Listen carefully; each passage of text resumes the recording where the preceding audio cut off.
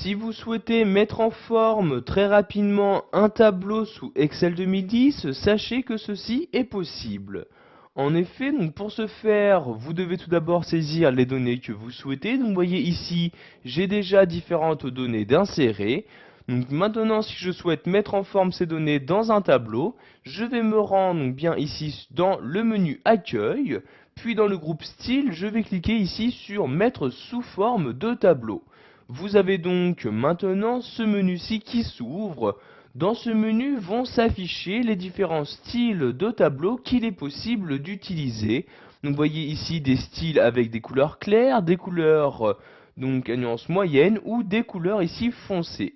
Donc nous allons par exemple ici prendre l'une d'un des tableaux avec une couleur claire. Je vais par exemple ici prendre celui-ci. Je clique donc dessus.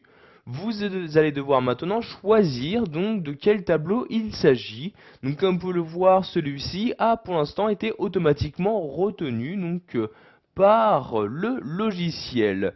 Mais si je souhaite par exemple ne pas donc insérer cette colonne-ci dans mon tableau, donc je vais donc ici resélectionner mon tableau, je clique donc ici dans cette partie-là et je fais la sélection de mon tableau. Donc je clique ici, je maintiens le clic de ma souris et je vais donc sélectionner donc le tableau, le nouveau tableau que je souhaite créer. Donc par exemple ici, je vais exclure la dernière colonne.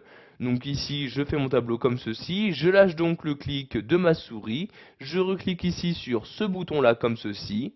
Donc si vous souhaitez que votre tableau comporte des en-têtes, donc vous voyez ici par exemple, ici comme c'est le cas ici, vous cochez bien cette case-là et vous cliquez sur OK donc pour mettre sous forme de tableau donc vos cellules.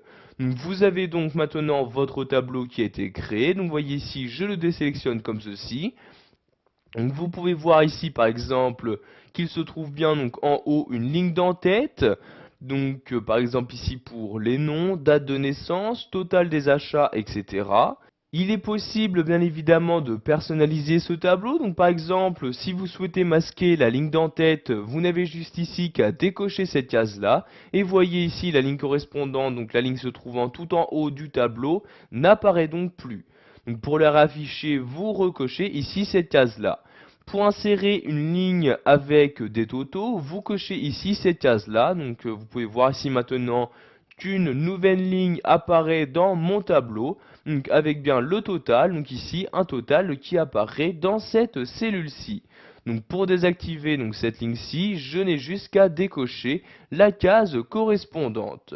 Maintenant, nous allons remodifier le style de notre tableau. Pour ce faire, je reclique ici sur Style rapide comme ceci. Vous avez de nouveau donc ce menu-ci qui s'ouvre, menu qui vous affiche de nouveau donc les différents styles de tableau qu'il est possible d'utiliser. Je vais par exemple cette fois-ci utiliser celui-ci. Donc vous voyez, si vous laissez votre souris sur un style, vous avez maintenant l'aperçu qui apparaîtra directement sur le tableau de votre document. Donc je vais ici utiliser ce style-ci, je clique donc dessus pour l'appliquer à mon tableau. Et comme vous pouvez le voir en très peu de temps, donc les modifications ont été apportées. Donc vous pouvez également ici activer ou désactiver les lignes ou colonnes à bande. Donc vous voyez ici, la ligne à bande sont activées, c'est-à-dire qu'une ligne sur deux, vous n'avez pas ici les mêmes couleurs. Si je désactive, donc je décoche cette case-là, vous pouvez voir que maintenant toutes les lignes ont la même couleur. Donc je vais ici par exemple choisir d'utiliser les colonnes à bande. Je coche donc ici colonne à bande comme ceci. Et vous n'avez donc maintenant plus les mêmes couleurs entre les différentes colonnes. Pour finir, nous allons voir comment convertir ce tableau en plage. Donc cela est très utile pour que celui-ci ne soit plus reconnu en tant que tableau, mais juste en tant que mise en forme classique. Donc pour convertir votre tableau en plage, je clique ici donc toujours dans l'onglet Création sur Convertir en plage. Vous avez donc maintenant un message qui apparaît vous demandant si vous êtes vraiment sûr de vouloir le convertir en plage. Si c'est le cas, vous cliquez ici sur oui comme ceci. Maintenant ce tableau n'est plus reconnu en tant que tableau, c'est-à-dire qu'ici, vous voyez par exemple dans la ligne d'en-tête, n'apparaît plus les filtres automatiques. Si je clique dans le tableau, vous pouvez voir également que l'onglet création de tableau n'apparaît également plus.